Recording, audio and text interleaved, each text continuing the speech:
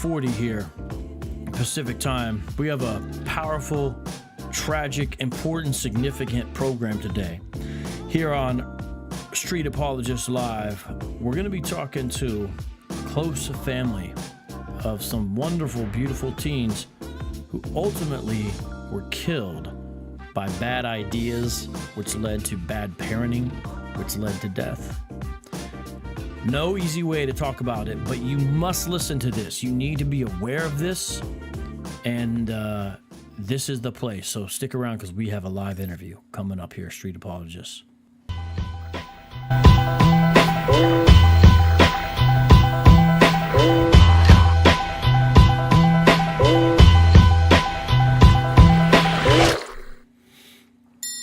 Okay, welcome to Street Apologists Live. Betsy and Ron, I thank you for your time and being here today. All right, we've talked a little bit before, and you guys have been talking to Miguel, who is here. Miguel, pipe up whenever you want. I do have you in the green room, so I think all you got to do is unmute yourself, and I think you'll be okay. Yeah, and I believe that'll work. Just let me know, Miguel. Okay. Okay, Betsy, would you be able to introduce yourself briefly first, and then we're going to tell people a review of the news of what's happened, and then Ron, if you could introduce yourself. Introduce yourself to the audience, please. Betsy Alvarado, mother of Adriana Moriel Gill. I'm Ron Anderson. I was stepfather of the two girls. All right. Well, thank you everybody for joining. I see a lot of people coming in. So you guys, you do have an audience today, and this video will go out after that. And so you have freedom to say whatever you want to say, like we discussed before. Would you guys together be able to give the rundown of what happened? I have a number of news articles in front of me. I can read anytime, but there's really nothing like hearing it directly from you. Please let people know what happened. I did do a live stream on this, but let's review to those who haven't heard or may who have forgotten about what happened in December. Yeah, want to start. So on December 11th, I believe, or 10th, December 10th, I went to Manuel's house, and I called the police for a welfare check. And I told the police that my children hadn't been heard from, their dad hadn't been heard from, their dad's wife hadn't heard from him, and the landlord was worried because he hadn't received December's payment, which wasn't normal. And at this point, I called the police. I had him talk to the police. I had Ron talk to the police and tell them that, things didn't seem right. We knocked on neighbors' doors, and they said that they hadn't seen the girls in a while, and things didn't seem right to them. And the police were basically told me, there's nothing we can do. You can just keep coming back every day and keep calling every day, and maybe eventually we'll get reason to go in the house. And which I was like, what? It's a welfare check. You should be able to go in there. But I ended up having to leave that day. And then the next day I got a call from the landlord saying that he heard that I was at the residence the night before and that he was worried. So he was going to go into the residence. And I said, okay, thank you so much. Oh, I skipped the fact that before I went to work that morning, I went to the house because I was going to break into the house. I needed to know what was going on with my girls. So I was going to break in, but whenever I got there, the cat that they had was at the sliding glass door so I can see inside of the house. And I saw one of my daughters laying there. But her hair was over her face, and I thought she was sleeping on the couch. And so I was like, okay, I'm not. So sorry, you saw her on the couch. When they found them, were they on the couch as well, or they had been moved? I had seen what I thought I saw was her on the couch, but whenever we finally got in, she was leaned up against the couch. They were sitting on the floor up against the couch. Like I said, I thought she was sleeping, so I was like, I'm not gonna wake her up. I'm gonna go to work, and then when I get off, I'll come and figure out what's going on. Right. So, but then I had got the call from the landlord, and he said, I'm worried because we haven't heard from them either. And I was like, okay, great. Please let me know what happens when you walk in. And about an hour later, or however long it was later, I got a call at work letting me know that everybody in the house was dead, and and then we just went straight there, and can you keep going? She called me up, told me what they were saying. I couldn't believe it, so I called them. They didn't want to really tell me anything that was happening, and I pretty much had to start yelling. I was like, "Listen, are their kids dead? Just tell me yes or no. Are the kids dead?" And he said, "Yeah." So right when I got that answer, I knew that we have to go down there immediately. So her friend came and picked her up. I didn't want her driving, so we rode down together, and they had they had everything taped off. Wouldn't let us in the house. They said that they said it was a real eerie type scene because it looked like they were sleeping. Like there wasn't anything that was showing any type of foul play. Just like what Betsy said. Yeah. They just looked like they were sleeping. So, but what struck me and I will always remember is that they said they've been dead for a while. It's happened for a while, and that blew my mind. I you know, it was heartbreaking. I I appreciate you guys recounting it. I know it can be easy, especially the way this day was, this event, and then you've had to do it a number of times since then. So thank you. What was it mainly just not being able to get a hold of them? What initially prompted you to go to the house at that specific point? So Someone in the live chat asked that question. I thought it was a good question. Manuel's my girls hadn't talked to me in months before that. They were saying that hanging out with me would they would sin through me hanging out with me because I wasn't following God the way that they saw I was supposed to follow him. And so, they had cut me off. They wouldn't answer my text, or when they would answer my text, it would be in Bible verses. And the only way that I could hear from them was through Manuel's wife. And, I would keep in contact with her because she had left him a year or a year and a half prior. I think it was in 2018, 2019, something like that. And, but she still had contact with him. And, so, I would hear from them through her.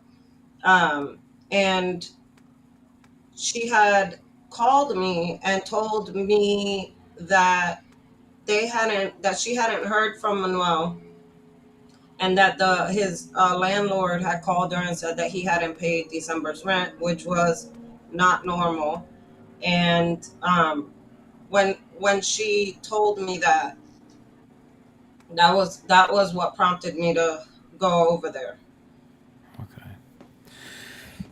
Uh, um, um, was the wife also oh, aware of the Hebrew Israelite element in Manuel's belief?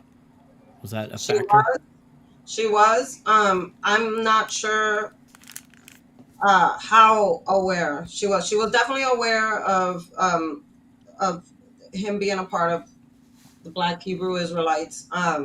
And that was one of the reasons she left him. That was the reason she left him. She said that you know, he went through a phase where he threw out everything in their house. Like before this, they were very much like they liked nice things, like really nice things, you know. They dressed really nice. They always had nice things. And you know, whenever he started following this, they started throwing out what she said. One day she got home and Manuel and the girls were just throwing, they threw everything out that was name brand or just anything that wasn't about as simple as you can get. And you know, Yeah, he I saw a video where he was specifically speaking against, I think, leopard print clothes. mhm. Anything, just it seemed like everything was worldly to them, you know. There was just, I don't know, it was very extreme. And It didn't really seem to like follow a pattern really near the end because he was throwing away stuff he made, out of wood. Like he made a bed bread frames. frame, and I'm like, what? Why do you have to throw that away? I mean, you made it. You know, So he made a bed frame and then he threw it away. yeah. Yeah. When, yes, so some of this stuff is, some of the stuff I heard him say is kind of standard Hebrew Israelite stuff, but some of the stuff you guys are talking about is not exactly even standard Hebrew Israelite stuff. You know what I mean? It is like sort of an extremist take on some of the beliefs they would have. Yeah, and we know that too. We know that this is when I was doing my research, I wasn't seeing stuff that really supported a lot of stuff that he was saying. Uh, about a year before this happened, I would have Bible studies with him on the weekends over the phone with Manuel, and I tried to.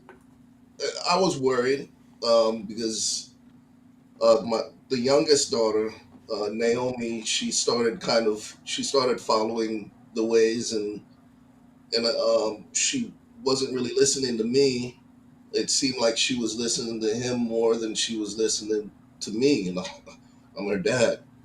And so I would have conversations with him over the weekends and try to figure out what his beliefs are. And I bring up stuff that I read about Black Hebrew Israelites, and some things he'd say, no, I don't believe that part. And then other parts he'd say, yeah, no, yeah, I believe that, but that's a little bit wrong. And then I try to get some real clear answers on why he believed that, and he couldn't really give it to me. Um, he would make up excuses on why he can't explain it and kind of dodge questions. Well, now that is a standard Hebrew Israelite tactic. Seriously. That it's commendable. You're trying to have Bibles. You're having Bible studies with him and trying to get to the root of it. That's commendable. And it sounds like it took some effort, and sounds like you were trying to truly understand him. Mm-hmm. Yeah, I was. I was concerned about all three of the girls. I was concerned about it.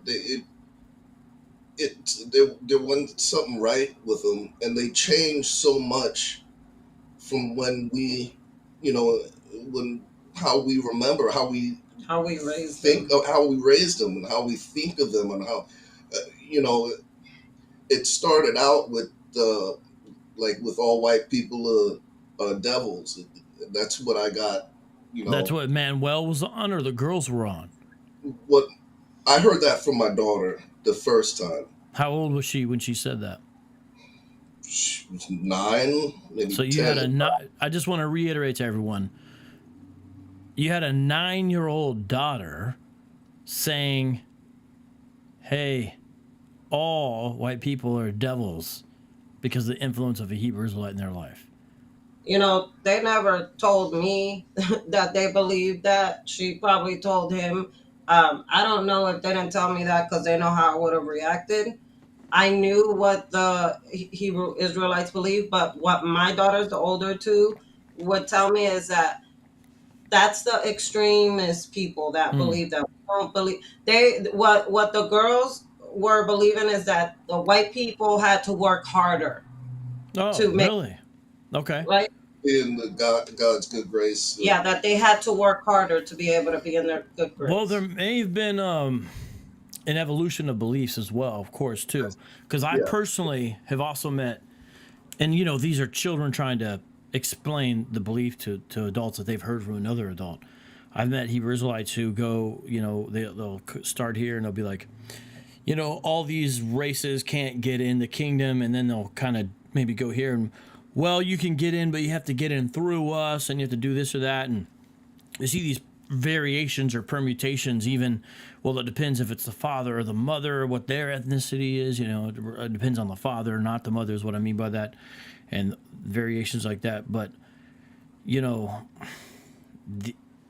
some form of bigotry is pretty common in most strands of Hebrew Israelism. Some form of it. People have been asking, if you don't want to answer, it's okay, the ethnicity of Manuel. Manuel's mom was Dominican and his father was black. We've never met his father, but according to his grandmother and his mother, his father was black, and his family is Dominican. Did Manuel ever? Do you remember him ever talking about himself being a part of the tribe of Judah? I don't. I didn't talk to Manuel about that stuff. I want to say, that he did mention that when I was having the Bible studies with him. Did he believe Betsy was an Israelite? Do you know? It never came up. Okay, but his Latin origin, the Hispanics is supposed to be what he believed was black people, Hispanic, and natives. Oh, yeah. So he did believe if you're Hispanic native on your father's side, you could also be an Israelite. Mm-hmm. Yeah. Okay, so that's specifically a One West belief. Not all Hebrew Israelites believe that. There's a number of Hebrew Israelites who would be what you would call black only, where Native Americans and Hispanics would not be considered Israelites. Because I heard one of the people that were talking about it saying, "Oh, he's not even black; he's Mexican." Oh, and, yeah. Yeah, and I was like, wow, these people really don't know what they're talking about. But yeah, so I've heard that. Yeah, actually, I heard that. I heard a video where someone did say that too, a Hebrew Israelite reaction video. Yeah. Which we are going to get to talking about Hebrew Israelite reaction videos, but first I want to rewind a little bit about this. So everyone, you heard the basics of it. When the story came out, it was just two teens found with dad dead in an apartment in Renton, Washington, cause of death uncertain. And in some stories you would see something like this, and it's really thanks to Betsy sounding the alarm why we're aware of this. Mother thinks it had something to do with the extremist version of Hebrew Israelites. That's what caught our attention. That's where we got on, and that's where we found his YouTube channel and some other things. And I believe, well, when I say we found, I believe Miguel, mainly in concert with Euron, were able to get these things, because I think you knew where some of this stuff was, as well as his influences, which I want to talk about that too. But first, I want to get to the happenings of it. Recently, though, somewhat recently, within the past month, more news has come out. It did take a while, because we're talking all the way back in December. It's June now. Well, it was June when it came out, right? What was the new development, and how were you made aware about the cause? Well, we had to stay on top of the cops. They wouldn't, if we wouldn't have asked them, they would have never told us. We would have just found out from the news if we didn't ask them. They won't even give us the police report. That's a whole nother part of it. Wait. You have to, I'm no lawyer, but you have to be able to get it. You're directly involved. I mean, it relates to you. If it relates to you, you're supposed to be able to get the police report, right? Mm-hmm. They said because it's still open, even though they're like telling the news that it's not necessarily closed, but there's not much more that they can do with it. But that's what, they've just been giving us the runaround about getting the police report. I don't know what. I don't know what's going on in Renton, but not nothing's going on. They don't know how to do anything. But you found out that they had been starved to death. Yes, they were normally between 150 and 160. And they were found at 100 pounds and 106 pounds. And it took them a while to do this toxicology reports and all that, but then it was like, okay, that's what it is. Then it was nothing, yeah. And they had been dead for 5 to 10 days before Manuel. 5 days before Manuel, according to the medical examiner. Do you believe that something like that could be accurate, or do you think there's Yeah, something else? I believe that that's accurate. They were that he died the night that I went knocking on the door. You know. Oh, really? Oh, it was that night. Mm-hmm. He died that night, and Oh, they were wow. already dead. Who knows if they could have, if they would have went into the house, if he was already dead or alive or whatever. But I'm like, if they would have went into the house, what if they would have found them hanging on to life, and maybe we could have saved them just to make him live with what he did. And but yeah, he was definitely alive for a while after they died. The cat was taken care of. They have a cat, which is my cat now. But the cat was fed. The water was clean. The cat box was clean. And when I tell you that this cat poops more than any cat that I've known, there's no reason why that cat box should have been clean. You know what I'm saying? So he was taking care of the cat So when kids were they're dead. starving to death. He's basically starving his own children to death. Mhm. Starves himself to death and is feeding and watering the cat as well as cleaning the cat box's litter. Mhm. Yeah. And my children, if there is one thing that I would say they loved the most, it was to eat. My 16-year-old, she was plump. She was plump. My 17-year-old wasn't plump because she was into working out. So she was in shape and everything. But they were such healthy children. They were heavier than me. They loved to eat. You couldn't stop them from eating. So even though obviously they were starving, it's just hard to believe that they would sit there and watch each other die. Um, from starving, and as anybody with two brain cells knows, two teens aren't gonna die together from starvation. Like, they're not just gonna be like, okay, now we've starved enough, let's die. That doesn't happen. So one of them had to have died before the other one, and them being as close as they are, how could one see the other die and then just sit there? And so the whole starvation death to me still doesn't, it just doesn't make sense. I feel like there was something else, but even if it was starvation, like, Can I show a picture of the girls? This yes, is from the Seattle Times here. I imagine provided by you. So, are you able to see the picture, Betsy and Ron? yes, Can you tell us a little bit about the girls and who's who on the screen, if you're able to? yeah. Adriana's on the left. That's my 17-year-old, and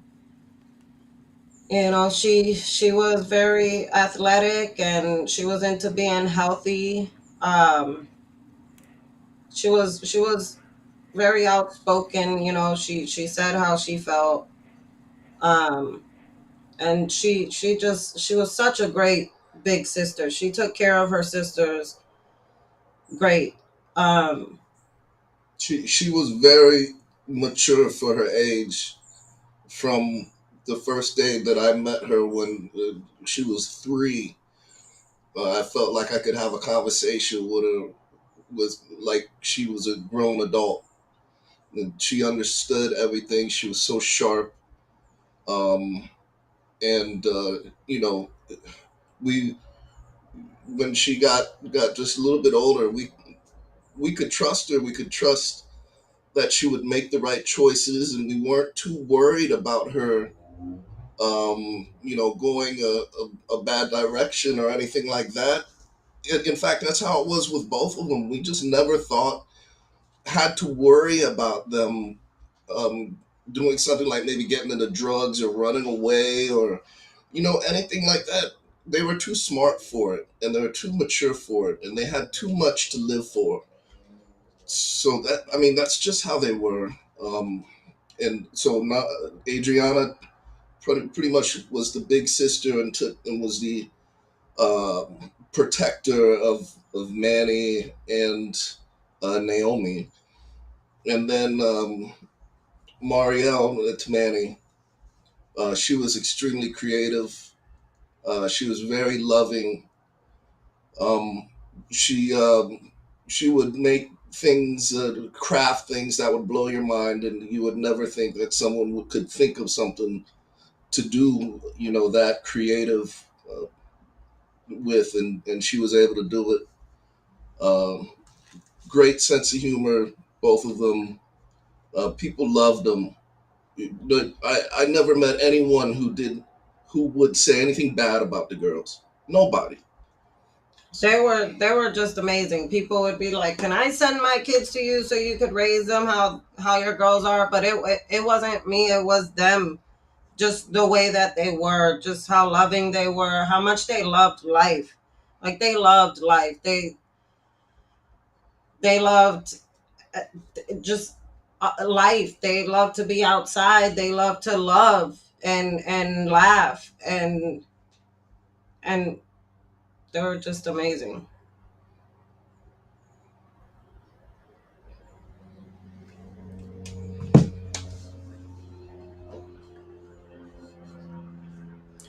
Can't hear you. Can't hear. My bad. While you're speaking, I muted myself. I apologize. You saw them change over time. What are some of the ways that you saw them change and why? The Their clothes was, the first thing that changed. They they were wearing long skirts. They weren't wearing pants anymore. Everything was black and white or khaki. Um, then they started wrapping their hair, saying that they couldn't show their hair. Which is one thing that I sat down with them and I was like, okay, show me where in the Bible it says that. And then we read the verses and we got really into it. And then we saw where the Bible basically says that a woman's hair is her veil and that a man is the one that's supposed to cover his head or, something like that. And, we just really got into it and they stopped wrapping their hair after that, but and that was a little like I was like, okay, I thought we were moving in a forward direction, but then they're we started noticing that they were fasting a lot, more than what is comfortable Were for a they parent. telling you, or did you saw them skinnier, or what happened? No, they would just tell us about fasting. um when they started, like, they stopped seeing me when when I still saw the last time I saw them, they were still eating it, like Hmm. they were still eating normal. I knew about their fasting and I wasn't comfortable with it, but it wasn't to the point where they were losing weight. No, they just do the Sabbath. That's when they would do the fasting.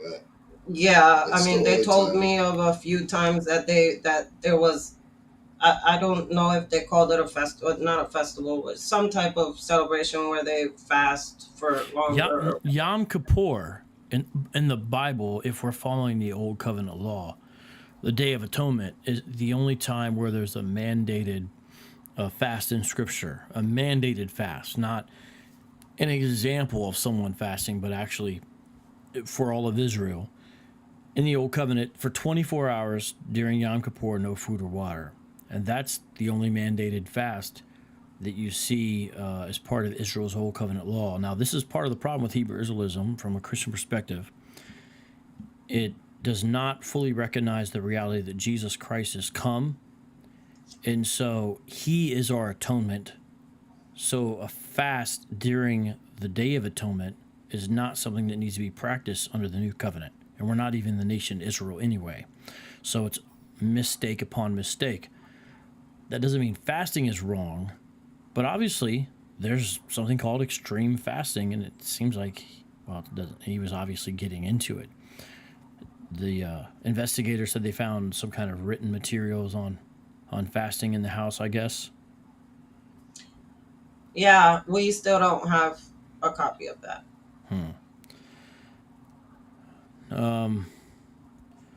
So basically, you're not happy with some of the conclusions or information that the police have gave. If you could write your own news story on this, Betsy, Ron, how would you phrase it? Would you? I don't want to put words in your mouth. Would it be something like father kills daughters by forcing them to fast? How would you want it to be presented? The kind of raw essence of what happened? I would want it to be presented as that he was following these horrible beliefs, following the Black Hebrew Israelites, and that he killed them based off of how he was brainwashed by these people. You know, there are so many things that happen here, but it all started with him being brainwashed by these extremists. I mean, that's basically it. You nailed it.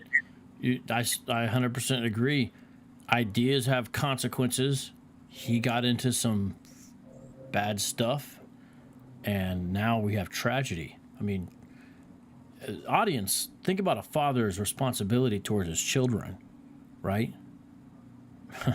Jesus even says, if you, when he's speaking to general people, are wicked, he's saying, you humans, you're not perfect. You guys are full of sin, and yet you being wicked, if your daughter, if your son asks you for a bread, you don't give them a snake. Meaning you know how to give good gifts, you know how to provide, you take care of, and then Jesus uses that to say, how much more will the Father provide for you? And there's an example there. And then, of course, the scripture also, Jesus says that if you cause a young one, to be led astray, it'd be better for you to have a millstone tied around your neck and be thrown into the sea. Meaning, if you cause a young one, to stumble in this way by leading them astray, it's severe judgment, it's severe punishment. These are the words of scripture. And this is what we have. And I don't think a lot of us have ever seen a father starve his children to death in this manner for this reason. This is a really unique, strange thing. And it's horrible and it's awful. And frankly, audience, this shows that Hebrewism in every version or variety is dangerous for families. They cause divorce, they cause this, and this is something else. Now, that's my little spiel. Betsy and Ron, go ahead. It had to do with Manuel and Beatrice's divorce. He was telling her that her going to get her master's, because she's this very motivated person, loves school, and was stupid. That her going to get her master's and what she's been going to school for this whole time was stupid, and he was wanting her to drop out. Like, why is it stupid? Why is that even something? Like, why is her going to better her life stupid? Why is that bad? So that's what he was saying to her. Yeah. Yeah, I mean, he was in, as San Miguel calls it, and I'll bring him on in a second, he was definitely affiliated with kind of the doomsday side of Hebrewism. Man, their house was full of survival gear. Oh, he was into survivalist stuff too. Oh, yeah. They were talking about going to live in the woods. Like, to be honest, whenever I called the police, I thought that he kidnapped my children. Ran off into the woods or something like that? Yes, because the neighbors had said that they had a U-Haul, him and the girls had a U-Haul truck there like 2 weeks prior. Now, thinking about it, it was probably more than 2 weeks prior. I think it was in October, at the end of October. Yeah, I see that in the Seattle Times article. I know what you're talking about, yeah. Yeah, that they were loading up a U-Haul truck, and so my initial thought was, oh my God, he kidnapped my babies and went, off in the woods somewhere, or went to find a compound somewhere, because he was talking about, they had talked about some compound in Arizona. Oh, they talked about this? This is Deshaun Whitehead's place. Yes, So but they were then, talking about Deshaun Whitehead's place to you? I'm sorry. I didn't know that before. They were yeah, right? In Arizona, but from I think you know more about this part than I do. They had got into something. I don't know if it was an argument or what, but that plan fell through. And Also, they, there might have been falling out with him and Deshaun Whitehead, yeah, who was also a student of Rap the News, who we're going to talk about here in a second.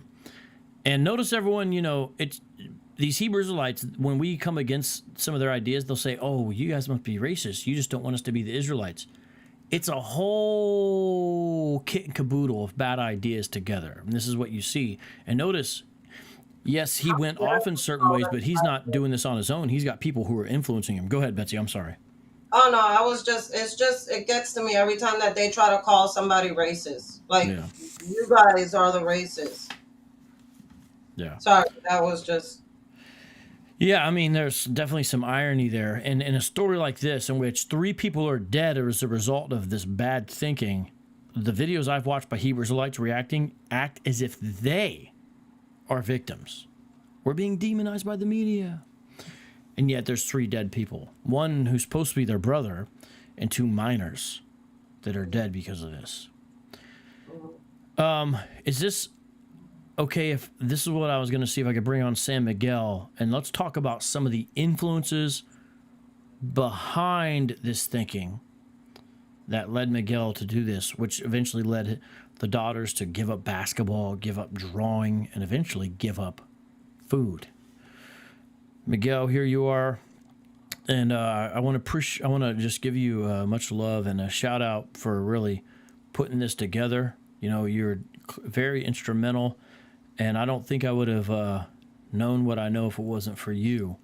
And you've done some good work on this, despite the fact that you're an atheist. Of course. We love you, man. I just had to throw that in there. What's up, New Yeah. York Mets? Yes, sir. How you doing, Betsy, Ron? What's up, Vocab, and everybody listening? Actually, it was a sister. I don't know if I call her a sister, but a good friend from San Francisco named Susanna, who forwarded me this story, and she's involved in the YouTube channel called the Atheist Republic. So we have another atheist here involved. So I have to think 2 atheists now? Why not? My goodness. So Susanna, shout out to you for bringing this story to my attention. She had me on the channel some years ago. When she came across my channel, she told me that I was actually her motivation to start her channel. When she came across my channel, which was, as a former Hebrew Israelite, I deprogrammed from this cult, and I created a channel because I still have family in this, this belief system, different type of group, more organized type of group that I won't call as radical as this Rap the News type of stuff. Like it's the Israelite Church of God in Jesus Christ. They tried to become more Christianized. You know what I mean, Vocab. Like Their name, Yeah. and then they started basically saying Jesus was deity, and started wearing the icons and all this kind of stuff. They kind of made some moves that were kind of good, but then some that were bad, which is the leader saying that he was the Holy Spirit. Right. That leader, who's dead now, was indicted, pled guilty, and then he died. But he actually changed the doctrine of the virgin birth, so that if you look at it, it's like, okay, well, here's some change for the good, or at least for what's more accurate. Rap the News did not believe in the New Testament at all. He didn't believe in Jesus Christ. So Rap the News, just so to catch up everybody, we've mentioned a number of Hebrew Israelites who were influenced Manuel Gill, okay? He is the father of the 2 girls who he essentially brainwashed into starving themselves to death under the guise of preparatory fasting for what appeared to be the end of the world Yahushua or Jesus, or actually not Jesus because they're Old Testament only, but some kind of end of the world scenario. Excuse me on that. And he had influences. And we talked about the Sean Whitehead, but the big one seemed to be a guy who just never gave his real name, went by the YouTube handle Rap the News. And I knew the name as soon as you mentioned it because he had done some diss videos against me back in the day. And he just would show pictures and kind of just talk and ramble. But he had quite a big following. His channel at one point, I think, got removed and he started it back up. So he's still around at that time. But he also is dead from some kind of sickness. I'm unaware of exactly what it was, but he is dead as well. But that's a key influence in this story, is it not? Oh yeah, that was actually just an odd point there. That was about at the end of December, so I was about a week late, or maybe about a few days or a week late on this story. And all I did was just look at the stories, and what I usually do is I'll go on Facebook, and I'll just put in the names of any family members if I want to get more information. So this is how I found, Ron and Betsy.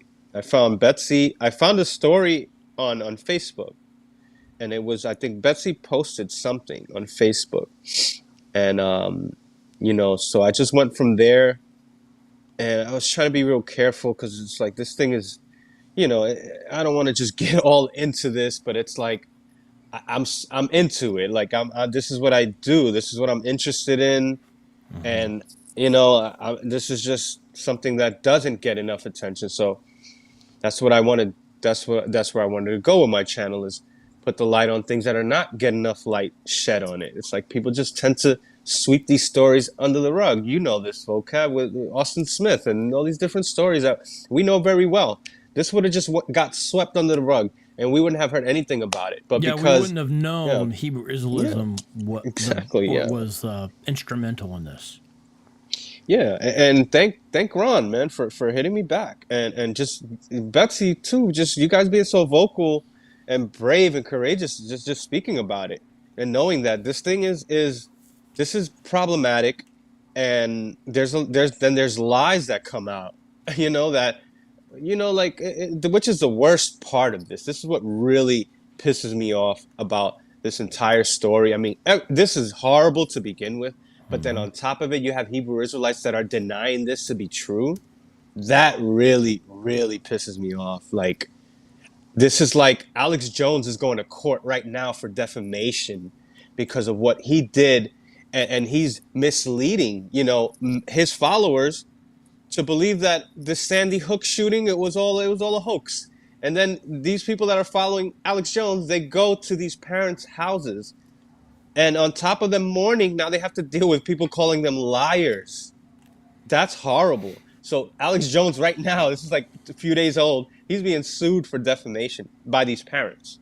So this is problematic for people that think that this is just so, the way they just willingly just throw out, this sounds fishy, and it is a strange story. You know why it's a strange story? Because Hebrew Israelites are strange people. That's why, and they have strange beliefs, and that's why this is a strange story. And so when I got in contact with Ron and Betsy, they're the ones that put me on to not only Manuel Gill's channel but Rap the News. I did my research on Rap the News, and I found that sometime in late October, he was talking about a 30 to 90 day, end time scenario. 30 to 90 days. Everyone pay attention. If you've got lost in any details, listen to this. Rap the News, who I have no problem saying he's a false prophet, was a false prophet, was talking about an end time scenario and was giving timelines. 30 to 90 days, you said. Can you talk a little bit more about Rap the News, this Hebrew Israelite Old Testament only? A lot of times we thought the Old Testament only guys are a little more stable, but Rap the News was proving us wrong. What was he saying before he died about the end of the world? So he was saying that this planet X, right, planet Nibiru, is represents hell, and this thing is coming closer and closer to planet Earth, which represents a doomsday. And so these doomsday cults, for people that don't know, a doomsday cult, what it's gonna do is place urgency, right? Immediate action. You need to act, immediate. You have to act urgently, and it's like this is like a limited time only. This is what salesmen do, to make you not think and just act and just buy and So all of Rap the that. News was saying a planet that represents hell is getting closer to Earth, and then that's going to equal the end of the world within 30 to 90 days. Well, the reason why he was saying 30 to 90 days was because he was having dreams. He was basing this all on dreams that he had, and then dreams that his members were having. So Okay, Betsy, I have a clip, since you brought that up, of Manuel talking about dreams, and I thought it was really disturbing. Can I play this clip? I want the audience to see, or will you be able to? No, it's fine. Okay. Everyone listen, the audio is quiet on this. He spoke low and his camera volume was low. So maybe turn this up loud as you can. This is a clip of Manuel talking about dreams he had, and this relates. And this kind of these strange visionary things is really part and parcel to Hebrew Israelism. Comfy says he knew he was the Holy Spirit from a vision he got in Mount Olives. The 12 tribes chart, the languages, there's dreams and visions and supposedly angels involved. This is a common thing. Crowdy, Cherry, and I believe Reverend William Christian, the very first Hebrewites, if you look at what they said, all of them had dreams and visions involved in this. And so it's not abnormal. And listen, here's Manuel Gill talking about dreams. One thing I haven't noticed that brothers and sisters, haven't talked about. I hear them talking about dreams. I hear them talking about,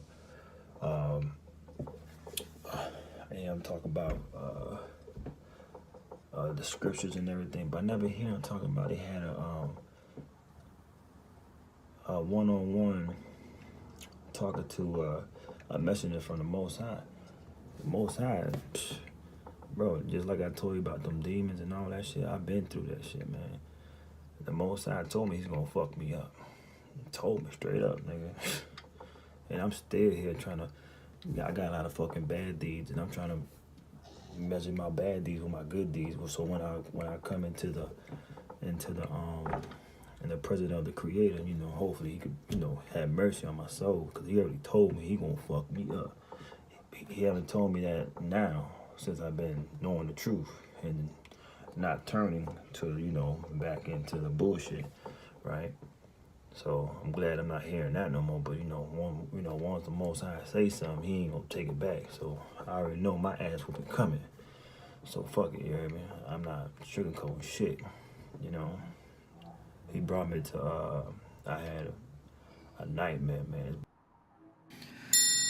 Okay, so there's an example, audience. I don't know how well you're able to hear that, but where he's talking about dreams and visions he had.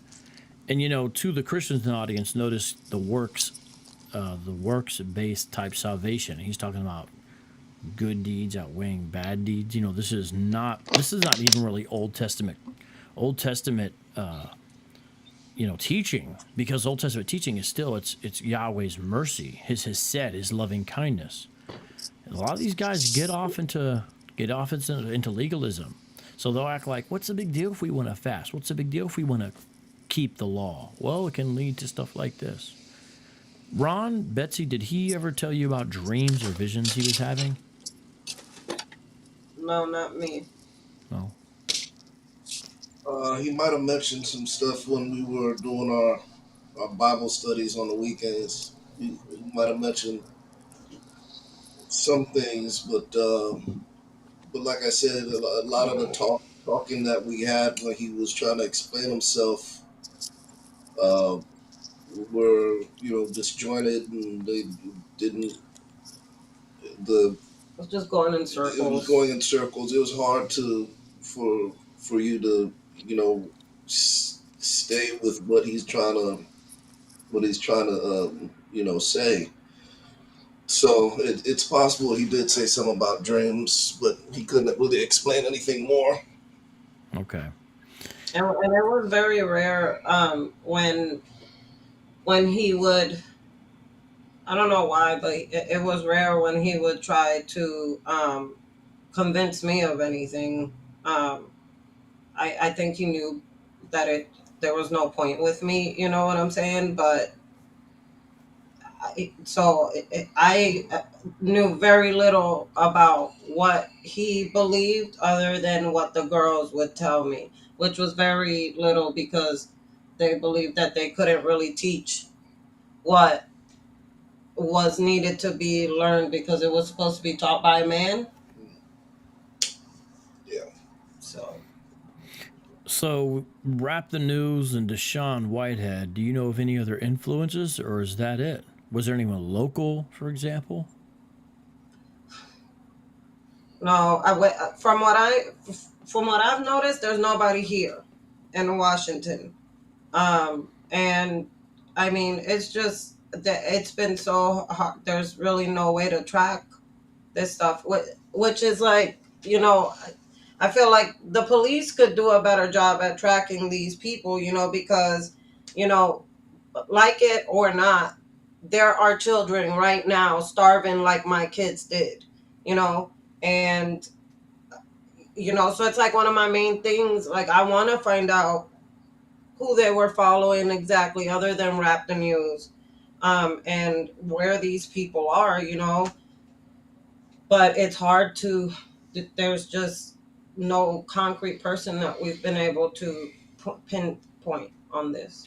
And this comes up with another reason why we're upset with the investigation is that we're we were told that they went through all his electronics, the laptops, and the phones, and they did all of that. There were 2 laptops and like 4 phones or something like that, and that's how they communicated with whoever they were communicating. That's how they learned what they were learning. Yeah, and they told us absolutely. They said that There they was didn't nothing. find anything. I'm like, how can you not find anything? That's the only way that they were communicating. I mean, you could tell us who they were talking to. You can find out something, and that was the. I mean, you saw that he had his YouTube channel. He was doing stuff, and he was following Rap the News. So we know that he was his internet browsing history or anything like Yeah. that would tell us something, and they don't tell us anything. They're like nothing. No, sorry. Did he ever send you any like Rap the News videos, or did he just talk about them? No, he sent me the links all the time. Was it to any other videos, or just Rap the News that you remember? Just Rap the News. That was pretty much it. And Oh yeah, he did. he sent me a couple links, and the girls sent me links at the beginning. When they were started getting the fast, and I was getting concerned with the youngest, and so then I started getting these, and I watched a few of the Rap the News. I was like, man, first of all, this guy, he sounds like sounds kind of militant, like a lot of the stuff that he was saying. Like, to me, it seemed very aggressive. Do you remember anything he was saying, Ron? He was talking about Jesus, the one that I'm thinking about. He was saying like he was the white Jesus, and and God is nothing like that, and how people were stupid for trying to follow white Jesus. And, I mean, it was just A hateful guy. it was just hate, and it just sounded like it was just hate. Yeah, they'll try to associate Christianity with white Jesus, as if that's what Christianity is about, or something like that. Just so everyone knows, we worship Jesus as Christians. We don't go around saying or believing that he's white, and that's not something we as Christians even really think about much is exactly how Jesus looked. We don't know. Hebrew Israelites seem to think they know. And we know that images of white Jesus have been harmful and been portrayed all over the world and all that. But that doesn't mean that we're down with that. That doesn't mean we think that's good or accurate, because we don't. We should say adios to white Jesus. And Christianity is about Jesus, but it's not about white Jesus. But that's a point of attack that they'll go, that they'll have. This Deshaun Whitehead character, this is a guy I would very much like to have a conversation with. If anyone knows this Deshaun Whitehead guy, I'm in Phoenix, Arizona. I think he's in the outskirts, because I saw a video one time and he kind of looked like he was in the desert, like the actual desert. I would like to try to talk to this guy. I want to know what this guy is on. If anybody out there knows who Deshaun Whitehead is, or how to get him, I'm not saying dox him. I'm saying put me in contact with him. I'd like to have a conversation with him, as well as the family of Rap the News. I know his family is now running that channel, because I would like to get the bottom of some of this if I could. But you guys were going to say something? We know the compound was in the desert. Yeah, Where that's they what were it looked talking like in the about video I saw. And I was just wondering, I was trying to, I don't know where, because I live downtown. It doesn't look like that where I live. It looks like buildings and stuff, But he was out there, so he's out there somewhere. Okay. So what's your view? I can tell that, you're not happy with the police side of things. What's your view, Betsy and Ron, about the media side of things? Like how they've covered this, how they've portrayed it. What's your view about the media element of this? Speak your piece. I feel like, I had hope with the media because they were reaching out to me to get the story and everything. But in the end, they're only saying what the police wants them to say. Just like I said, the medical examiner is only saying what the police wants them to say. There is nobody alive to convict. So if they say that he killed his daughters, they would have to go through this process of, I forgot the exact name of it, but it's convicting a post dead person. Yeah, post-mortem conviction or something like that.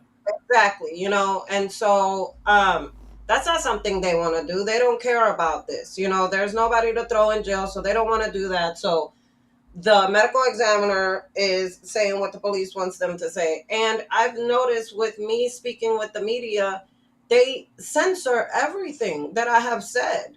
They have censored everything that I have said. What have you said that they feel like that you feel they've left out? They have left out all the facts that the police have given us the hardest time, the whole time that all of this has been going on. We have to send them countless emails to get any information from us. And then it's like weeks in between, of times of us reaching out to them, where they come back to us with basically no new information. They've left out the fact that, there was a lot of mistakes made with the children whenever, for instance, when they were at the medical examiner's office, for one, they didn't know who was who. I had to tell them who was who, even though I wasn't by the bodies or anything, Right. You described the girls to them. They didn't even know who they were, which one was Yeah, which. well, they were thinking, they mixed them up. They were like, oh, the one with the birthmark is such and such. And I'm like, no, you have them mixed up, So there was that. Then there was the fact that, we waited forever. We would call and try to find out what was going on, and nobody would tell us anything. And then all of a sudden I get a call from the funeral home letting me know that my children were there. And I'm like, what do you mean my children are there? I didn't tell them who to send the bodies to, What do you mean? And they're like, oh, well, they just came and dropped your girls off. I was like, what? So then the girls were sitting there for like 2 days, and I get a call from the funeral home saying that the medical examiner's office just showed up because they didn't take all the samples that they needed. And so now they need to take samples of my girls 2 days after they had already been at the funeral home.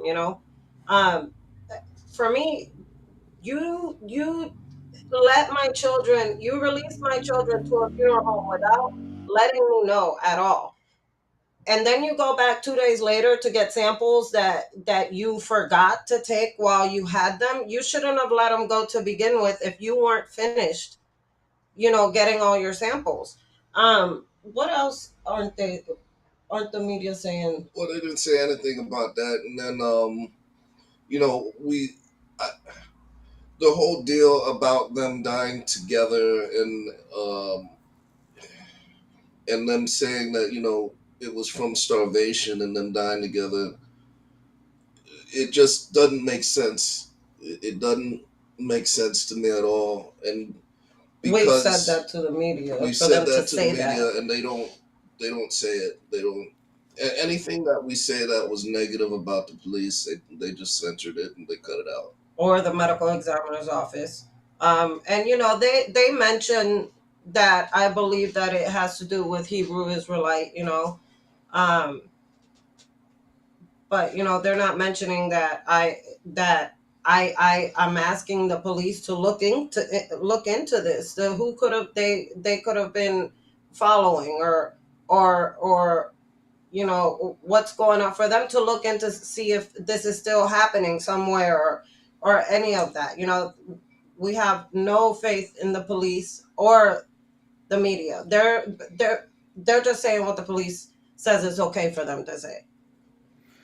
The media was even there at the funeral. I saw a blog that was just all these pictures, and I was like, my goodness, that would be hard. It's hard enough having a funeral, but then Yeah, they're all up in there. there was one woman that I agreed to let her come to the funeral. So it wasn't invasive necessarily. You didn't feel? Okay, that's good. I when I saw those pictures, I just felt like, my goodness, But okay. Yeah, I mean, it's hard, but this is something that needs to be out, because like I said, this is happening to other children right now. I mean, children are starving right now over the most ridiculous thing, and my children's funeral needs to be seen from other people, especially the ones that are like, oh, these are crisis actors. That was one of the reasons why I agreed. Let's talk about that in just a minute. I'm going to bring back up San Miguel and talk about this. So if you have, any stuff you want to show, and then let me just say, there still see people asking, people joining in now asking what camp did this. Everyone. So there's different types of Hebrew Israelites within Hebrew Israelism. This was not a particular camp. So he wasn't necessarily part of any particular camp that we know of. It seems like it was mainly through the internet, through online contact, and the primary influencer was a YouTube channel, Old Testament only Hebrew Israelite, Rap the News. That's the name of it. You can still find it. And then someone who seems affiliated as well is Deshaun Whitehead. I forget what his YouTube channel is. And then those are the main influences on Manuel. And I'm going to play one other clip by Manuel, and then we're going to get into this idea about, is this all fake? So here's Manuel speaking on demons. For in supposedly Christianity, the demons can bother me, you know what I'm saying? And one thing that I know about Rap the News, that I want to go back. I want to go back on that, because I'm going to go back on that one time, because I want everyone to hear. He says Rap the News. So he tells you his influence here. So again, Betsy and Ron are spitting the facts, and it's confirmed. You got to turn it up loud, though. Manuel spoke very low in this video, which is titled F Your Feelings, because the laws and commandments ain't got feelings. That was the title of his video. So listen, he specifically mentions Rap the News, and he's going to talk about demons. This is a 1-20 clip. I'm going to play this, and then we're going to bring Miguel on and talk about the people that claim this is all fake. For in supposedly Christianity, the demons can bother me, you know what I'm saying? And one thing that I know about Rap the News, that I can relate to that, brother, about demons bothering you all the time. You know what I'm saying? And I noticed when I was in the truth, demons come at me more. When I'm in the streets in the world, they never fuck with me, you know, never fuck with me. But once I started turning away from the world and start turning more into like getting into my Bible and stuff like that, they started fucking with me more and more. And then it was easy for me like to be in sin and then turn to supposedly good, right? Because man, I'm not gonna go all detail about demons fucking bothering you, but my nigga, it's a spiritual fucking battle, and I've been through it since I was a fucking kid, and I'm still in the fucking game. You know what I'm saying? I'm still in this fucking fight. You know, and one thing I haven't noticed that brothers and sisters, you know, haven't foot in supposedly Christianity, that the demons can bother me. All right, so there you see him speaking about Rap the News specifically, and he's talking about demons constantly bothering him. And that was a clip from him. Miguel, are you ready? I want to bring you up once you're stable, because now let's talk about this. So, Ron, Betsy, you've probably been seeing all over the internet as far as the Hebrew Israelite side of things. People saying this didn't happen. This is a psyop operation. You know, this is something that the government has concocted. I heard one where the Hebrew Israelite, it was a member of GMS, literally said, if these people even existed, actually said that. So I know that's hurtful and infuriating, frankly. And you know, had to see these comments and things. Well, let's look at that. Let's show that the evidence, as usual, is against the Hebrew Israelites. So you've seen the comments. What do you want to say to those? People say it's fake. You respond with, I don't know how much worse you can react to somebody who lost two children. mm-hmm. It you know, it's beyond words that you already have to go through the pain of having two children lost under these circumstances, Mm-hmm. and then hear from people that it's all made up and it's fake. It just, you know, you already have a knife in your heart, and then you hear that, and they're twisting it. That's pure laziness on their part, for one, because there's a ridiculous amount of ways that you can prove that this is not fake. I mean, you can look up their birth certificates. Their death certificates. You can look up all the news. It's just laziness on their part, or just, you know, like I've said before, you know, if they cared about their people, they wouldn't just denounce this. They would condemn this to their people and say this is not what we do.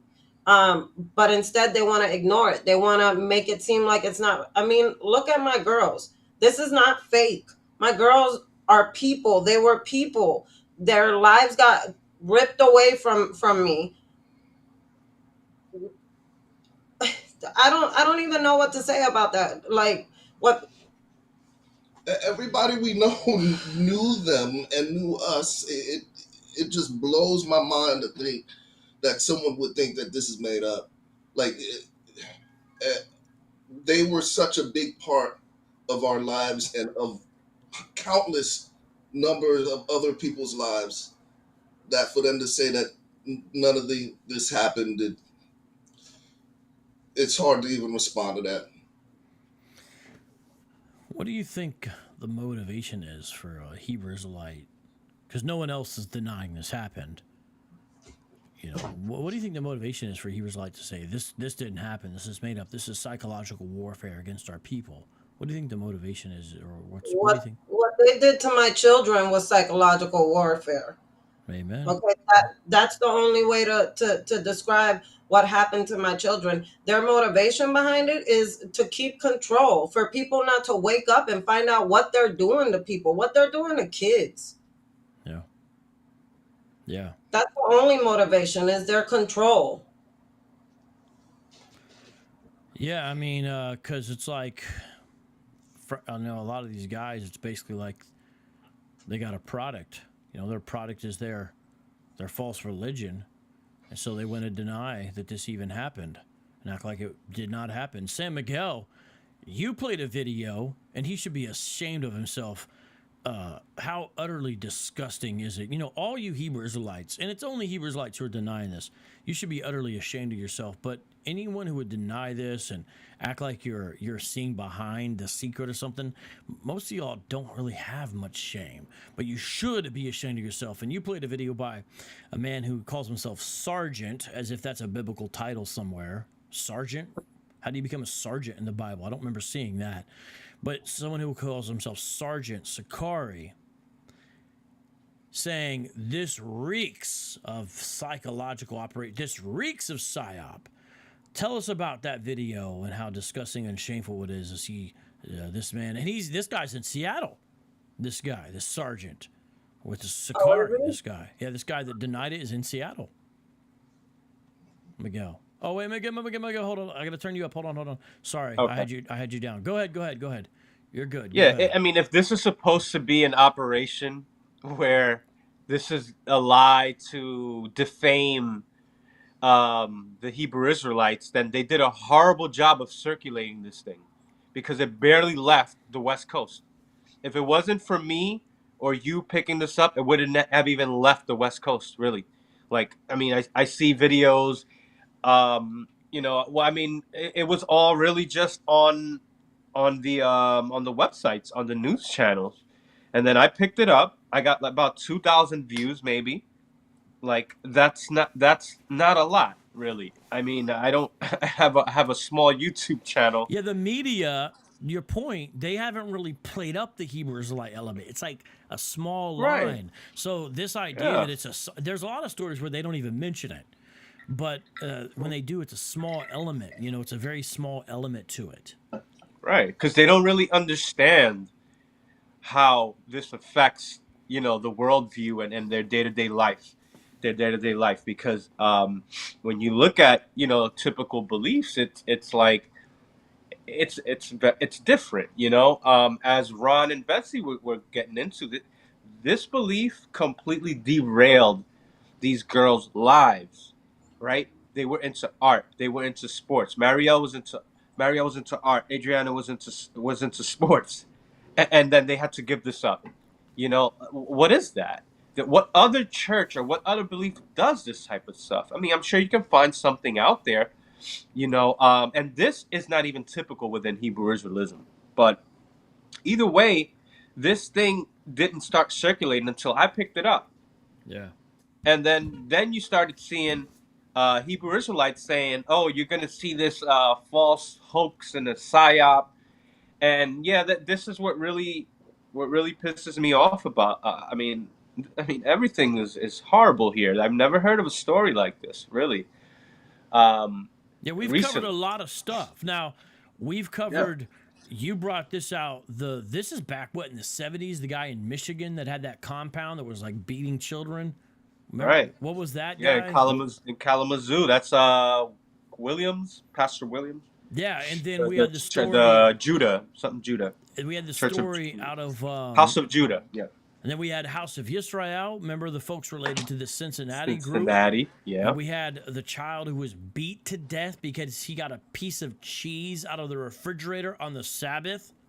Right. Remember that? You got Peter Moses, who killed a child because he thought the child was gay. Yeah, wasn't the child 5 that he thought was? He was about 5 years old, yeah. And he thought he had some feminine ways, so and it wasn't even his child. Yeah, because he had multiple wives, and this is why this shows the danger of polygamy. You know, you just shoot this lady's child. It's not because he's gay, and then make her bury him, and then later on he killed her, right? Or one of the other wives. He killed one of the other wives and buried him on his property. Yeah, and then one of the other wives they just go along with it. He's an ex-GMS member. Yeah, because the manipulation and the control that these men have, it's very powerful. And I could imagine what kind of control Manuel had again over his children. You know, where he probably doesn't even have to lay hands on these girls, and they would have this fear to just listen to him. You know, Yeah, because because you people hear were him, he's like guilt ridden, anguish, anxiety, and he's passing this fear onto right. them. And they're like worried, and now they're thinking the way he's thinking. And Yeah, next thing you know, they're yeah, willing to do whatever to, in their mind, get right with yeah. God. And it And what's leads he to gonna say? death. Honor thy father. You know, he's Well, gonna Oh use yeah. scriptures. what he said was like one of the first times that we talked. He said, "I don't force my children to follow this way or anything like that. I just tell them that you either gonna follow me or you're gonna burn in hell." Burn in hell. Now, Wow. I wanted, because you brought up um how it derailed their lives, and I wanted to Yeah. show y'all a picture. Um, you see that? Yeah, who's that? That's my stepdad, Let's see. and it looks exactly like him. And Marielle, my 16-year-old, drew that. That's just to show you how she drew that out of the blue. She's just sitting there drawing. It's not like she was looking at him drawing this. That's just how much she loved art. Yeah, And that was good. she said that she gave it up because she committed some sin. It was some little, I don't even remember what it was. And she told me that she was sacrificing drawing um because of the sin that she committed. And that's a way to make things right or whatever. And I said, you can't make that type of sacrifice on your own. Like, Amen. you need to speak with me about it or whatever. And she was like, well, I did talk to daddy about it. And I said, well, what did he say? She said, because she said that she did need permission from her dad to be able to make that type of sacrifice. And she was like, he said it was all right. Like, that's how much, like, the fact that she gave up her passion like that for a sin, and Well, whenever I told a her, you can't make perceived, that decision. yeah, perceived sin. Who even knows if it's something the Bible would even call a sin? I mean, Yeah, he was because, on video saying sports were a sin. You know, yeah, yeah. And um, my children were not, like, everybody says that their children are good and all this other stuff.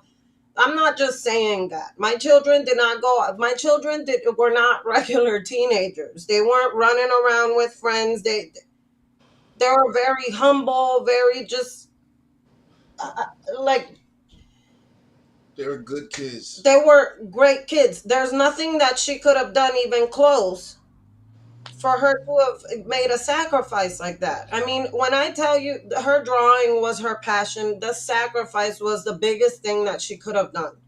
right. At People in the the time, we're not peop, even talking about them starving. people in the live chat are commenting on her artistic talent and drawing She's talent. amazing. She's amazing. Thank you. I also just wanted to speak to the Hebrew Israelites that are out there and they're listening. I I don't feel like all Hebrew Israelites are bad. We Right. don't feel that way. Who am I to judge what you believe in? That's perfectly fine. You can believe in whatever you believe in. We're not here to demonize you. We're not talking about this in order to make black Hebrew Israelites or Hebrew Israelites look bad. That has nothing to do with this. We're talking about what happened in our situation of somebody that's following this one guy, Rap the News, and who knows how much he was taken from him or from someone else or from who knows. And so we're not here to beat up all Hebrew Israelites. If you care for your children, you love them, and you don't teach hate, and if that's the way that you're doing it, then do it. But we're not here. Nothing that we're doing is fake here. We're telling we're speaking our hurt right now, in order to let everyone knows that this can happen, and to follow any type of clues or hints or anything like this, that this could be happening to some other children. some other kids, your family members, anything like that. If it's going extreme, do something about it. Because our children are real. They were real, and now they're dead. This isn't an act. I go to their graves every single day. I buried them really close to my house, so I can do that. We have their sister in the other room. You're gonna tell her that her sisters Are fake. are fake, that they never existed, or that we made this up. I mean, you're gonna tell an 11-year-old that. I mean, come on, man. Yeah, it's a tragedy, and then to compound the tragedy with that, I mean, it. But see, there's something especially wrong with if there's a part of a religion that's part of what they've got going on, you know, and then people. These videos are just hard to watch. These response videos where they're just saying all this kind of stuff. San Miguel, you went through some of them, and what did our Sergeant Sakari, he said that he knew the news article was fake because of what? Was it him that said this? That's the Seattle guy. Yeah, Sergeant Sakari. Sergeant Seattle. Yeah. Well. And then they always have to throw out. So it might be real. They always have to throw that out just in case they get found out to be, fools, which they are fools, because they have no proof. They just suspect that, oh, this sounds crazy or this sounds weird. But the reasoning behind it was because they found some really low budget article. They didn't even go by the KO7, I forget, the local news, Seattle Times. They didn't even go by that. There was some other low-level article, I forget, some low-budget online media that, for whatever reason, they put Manuel Gill was a Hebrew Israelite and the girls were black Hebrew Israelites. And they were saying that was a sign that it was a fake article. So because of that, which could have been a mistake by the low-budget article. But it doesn't even have to be that. The Right. Hebrew Israelites and Black Hebrew, those terms are used synonymously frequently. Yeah, and I do. Why they would say that, because I say that Manuel was a black Hebrew Israelite, and my girls, when they would talk to us about it, they would say they were Hebrew Israelites. Right. They didn't claim black Hebrew Israelites. Manuel, They don't like that term because, according to them, people throw on black to demonize it, which shows how they look at black. But I use that term just to differentiate the actual Hebrew Israelites, the ancient Hebrew Israelites, from the people that are saying they're Hebrew Israelites today. I don't believe that the Hebrew Israelites back then were quote unquote black. Yes, they were people of color, but when you talk about a black race, you're talking about African Americans. I don't believe that Hebrew Israelites were black. So I say black Hebrew Israelites to differentiate today. The people that are claiming to be Hebrew Israelites are BHI, Black Hebrew Israelites. Sometimes I throw that out. Sometimes I say Hebrew Israelites. I'm Dominican. So I'm not technically, I'm not black. So I wouldn't use that term when I was right. It's just it's a silly excuse to try to say it didn't happen or something like that. Yeah, and, pretty much. These guys are suspicious of where you have eyewitness accounts and you've got audio and you got video and you have interviews with landlords and interviews with authorities and multiple news outlets and multiple pictures from the past and the present. They're suspicious of that. And then you have the guy on his YouTube channel talking about Rap the News and talking about years the end ago, of the world. going back years. And you have all that, and then because they can't find what they think they need to find, oh, this reeks of. But yet the same group of guys will literally look at a meme and then repeat the meme without ever checking out as if it's true. I mean, that guy is here in Seattle. He has access to all the news articles, but he picks one that has nothing to do with around here. Yeah.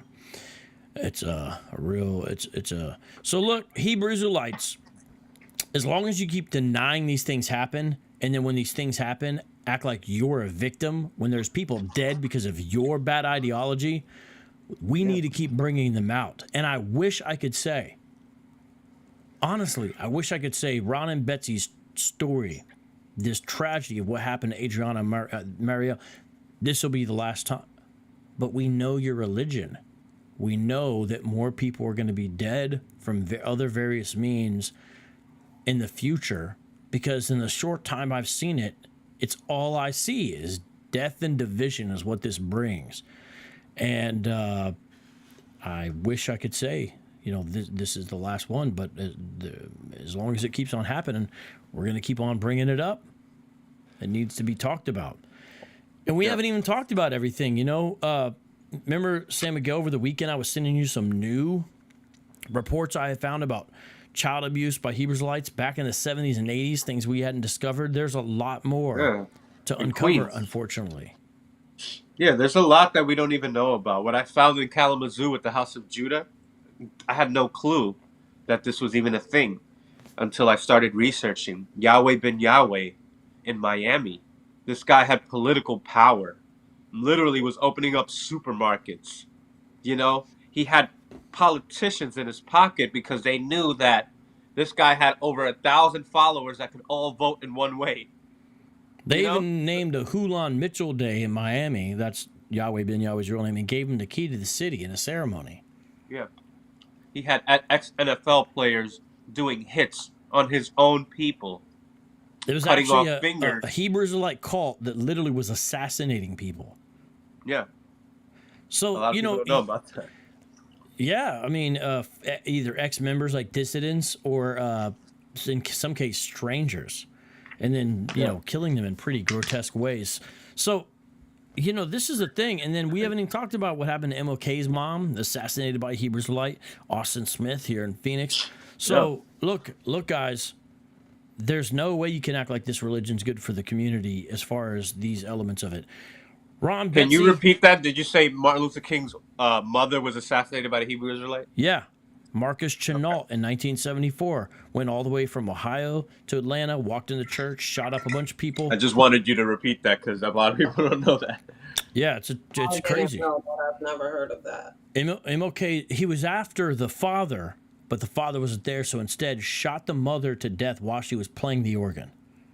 Marcus Chenault, Chenault. So this is a trail, and this is a relatively new religion with a relatively small amount of adherents. The Mormons had some murders that happened, a few murders in the 80s, and they're still making TV shows out of them in 2022, Under the Banner of Heaven, and another recent documentary I watched on Netflix. Imagine if it was murder after murder after murder with the Mormons. You'd see a lot of it. But the Hebrew Israelites, it's like just minimal coverage, but we're trying to change that. Betsy, Ron, if there's parents, family members, who, especially their children, are being influenced by these negative elements of Hebrew Israelism, what would you say to them? And what would you say to the parents and to the children, if you could? I'd say speak up, say something. If something doesn't feel right, most likely it's not right. And you know, if it comes down to something like starving, kids aren't supposed to starve. It just doesn't. That's not supposed to happen. Yeah, it's the main thing is for people to speak up. You know, it's very hard because there was very little that I could do. Like a lot of people are like, why didn't you go get your daughters when this was happening? My kids were 16 and 17, and they were highly brainwashed. And you can't just go and drag teenagers that are like the size of adults out of where they want to be. For one, I would get thrown in jail, and what can I do from jail? If I go and try to take my girls from their dad's house and they don't want to, it would turn into this big thing. And then I would go, you know what I'm saying? Like, and so it's not as easy as, oh, why didn't you go get your daughters? You know, there were many times that I tried to get them there. I had custody of my girls, you know, but as the law stands at their age, they choose who they go with, you know.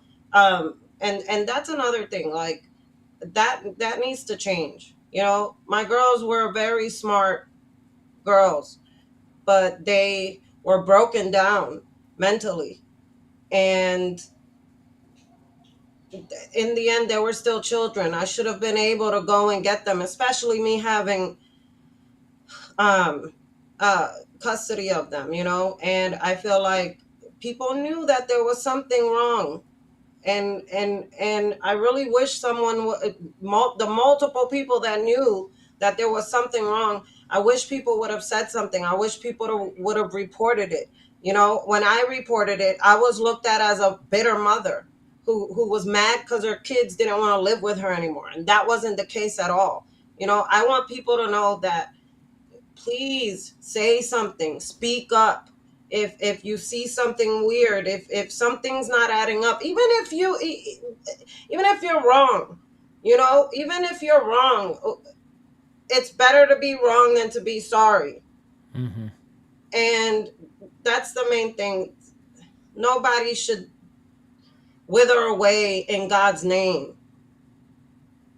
Say something if you see anything that doesn't seem right, especially involving children, the welfare of children.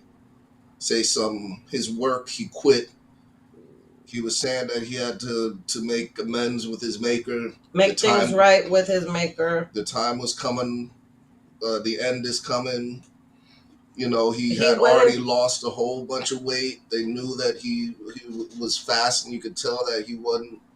People at his job were saying that he had lost his mind. You know, he walked into his HR department. It's not like he just went in and told people I quit and walked out. He walked into his HR department talking about the end is coming and he needed to make things right with his maker, you know, and they said, no, don't quit. Just take some time, you know, and then come back. And he said, no, I have to go make things right with my maker. They could have reported something. That is suicidal verbiage right there. They could have reported something. Speak up is the main thing that we have to say to people. My girls could have been saved. Yeah. Not easy. So I'm gonna say something, and then I'll bring Miguel on for one of the final words. This is not what Ron and Betsy are saying, so they don't have to co-sign it. But let me say this: if you're a parent, a guardian, a custodian of children in some way, of minors, and you have a situation where whatever the family unit, however it was before, is not intact the way it was, and you have an ability to have the minors removed completely from the influence of Hebrew Israelite family members, if you have that ability to do it the right way, I would say at all costs to do it. So if that sounds extreme, look at the alternatives, because there are other cases like this. They don't involve the starvation, but we've alluded to some. This is not the first time where children have ended up dead or hurt because of Hebrew Israelite parents or step-parents. If you are able to remove them completely out of the influence of Hebrew Israelite family members, do so no matter what the cost. It is worth it. And if the kids are upset at first, I think they'll grow to understand.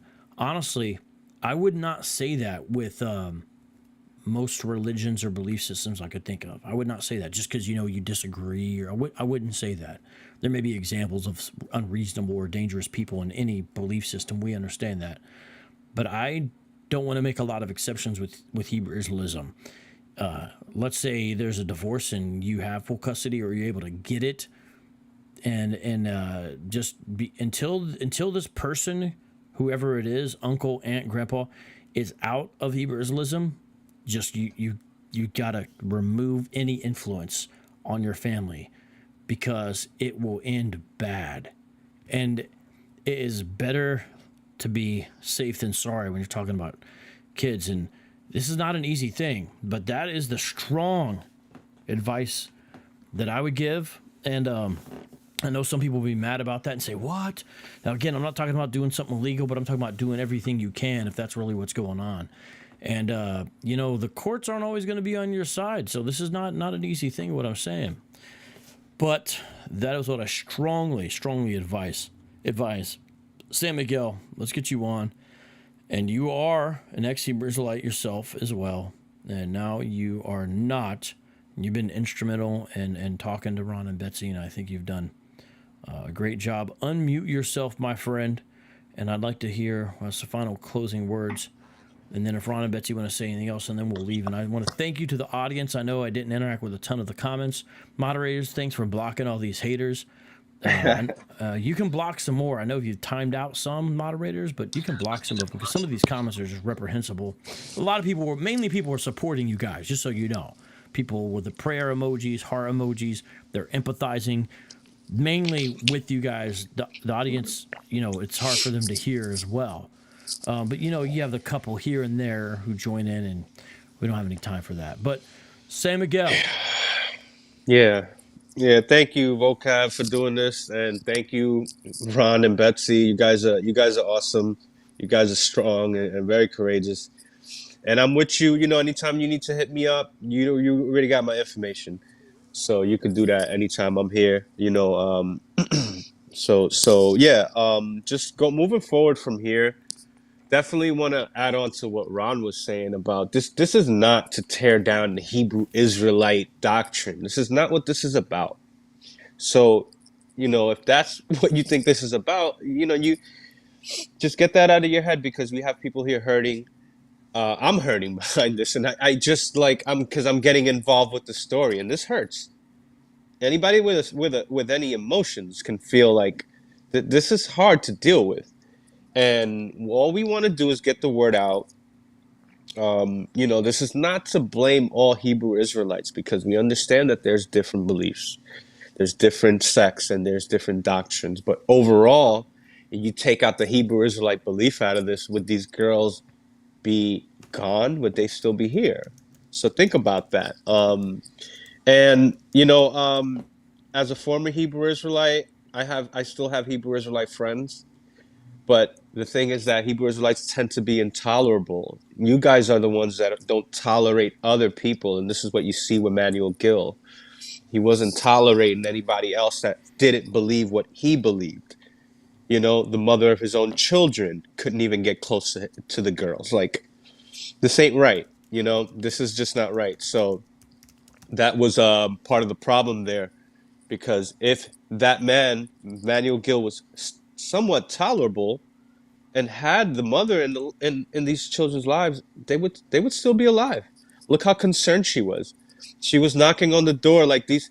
I don't. This is heartbreaking. This is really heartbreaking. Betsy, you did everything you could. She did everything that she could do for anybody that wants to put the blame or whatever. Man, just listen. This was up to the father. These girls, yes, they did have a certain agency, but these are children still. These are 16 and 17-year-olds still. Legally, there's only so much, and then when you add in the belief system, it's very powerful and manipulative. So, and I know they didn't believe in the New Testament, but everyone, know what the New Testament says about this? A lot of things, but let me just share you. 1 Timothy 5:8, because this is the word of God. If anyone does not provide for his relatives, and especially for members of his household, he has denied the faith and is worse than an unbeliever. If anyone does not provide for his relatives, and especially for members of his household, he has denied the faith and is worse than an unbeliever. That's 1 Timothy 5:8, Apostle Paul writing that. And, this is what you have. But on a more encouraging note, to Betsy and Ron, Scripture says in Psalm 34:18 that the Lord is near to the brokenhearted and saves the crushed in spirit. And I know it may not feel like that right now, but I pray that the audience prays for you, and that it could feel that way. And to the audience, pray for these folks and send encouraging comments even now in the live chat. Is there for the audience, is there anything you would request of them, any way they could help? Ron No, or just Betsy? keep an eye on your family.